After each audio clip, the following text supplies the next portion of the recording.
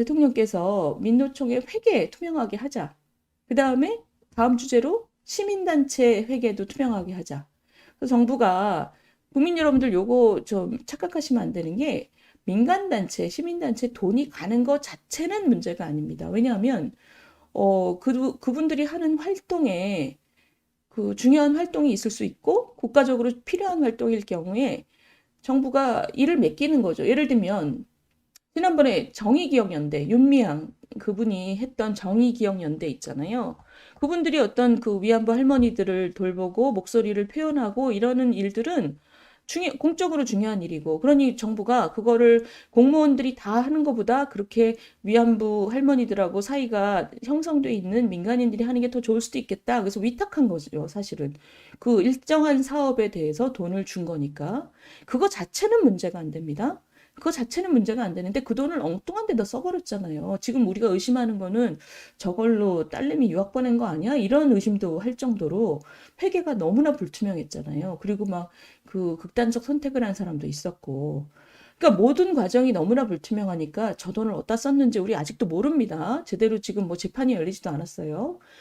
그러니까 그런 게 문제인 거죠. 공돈을 받아갔으면 충분히 그 투명하고 깨끗하게 쓰고 그거를 국민들한테 알려야 되는데 지금 모든 게 시커멓잖아요. 그런 부분을 개선하자. 이번에 그런 문제 제기를 한 겁니다, 정부가. 왜 그랬을까요? 문재인 정부 동안 그런 일이 너무 많았으니까. 그래서 지난 대선 때 윤석열 후보의 공약입니다. 시민단체 보조금 전수조사하겠다. 이게 공약입니다. 많은 분들이 좋아했습니다. 그 정의기억연대 같은 일들이 워낙 많으니까. 그리고 정의기억연대 같은 일들이 왜 유지가 됐겠습니까? 정의기억연대에 있는 사람들이 그 특정 정권하고 결탁을 해서 서로 밀어주고 땡겨주고를 하면서 그게 중간에 금전적인 보수로 또 그 가는 거죠. 반대급부로. 그러니까 이게 무슨 시민단체인가? 시민단체는 권력하고 상관없어야 되고, 그리고 권력하고 상관없이 어떤 견제 기능을 해야 되는 건데, 우리나라의 일부 시민단체는 아예 그냥 민주당 이중대로 지금 활동하고 있거든요. 민주당 이중대로 활동을 하니, 거기에 대해서 또 보다 비스무리하게 보조금이 나가고 제대로 체크도 안 하고, 이건 고쳐야 된다. 이거는 국기문란이다. 이런 문제 제기가 많았습니다. 그래서 지난 대선 때, 이거 다 보겠다. 이런 공약이 나온 거죠. 거기에 대해서 좀 얘기해 볼게요. 이분이 이제 국정기획수석이죠. 이분이 문정부 5년간 민간단체에 이만큼 돈을 보냈다. 자, 이 세계일보는 지금 기사를 잘못 쓴 겁니다. 이게 헤드라인이 될 필요가 없어요. 22조가 같다는 건 중요한 게 아닙니다.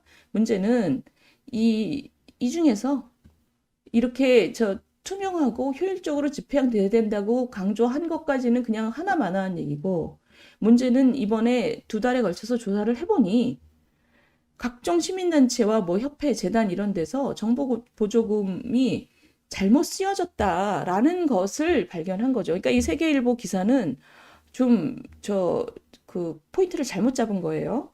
그런데 어찌됐든 보세요. 이게 어떻게 잘못됐냐. 세월호 보조금 받아서 건강식품을 구입하고 청년 그 단체 그 돈 나간 걸로 정치 집회하고 지금 이런 얘기입니다. 건강보조식품, 그 다음에 그 정치적 집회 준비, 그 다음 이 무슨 촛불 중고생 시민연대, 여기는 여성가족부에서 청소년 동아리니까 지원하겠다 해서 돈이 나갔는데 이 지원금을 받고 촛불 집회 그 가는데 돈을 썼다는 거잖아요.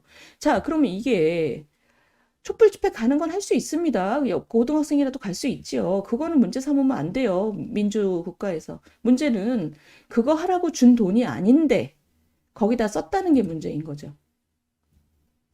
그래서 지금 이 문제에 대해서 그 관리 시스템도 제대로 없는 것도 문제고 돈이 잘못 쓰일 만한 곳을 계속 준 것도 문제고 이런 얘기입니다.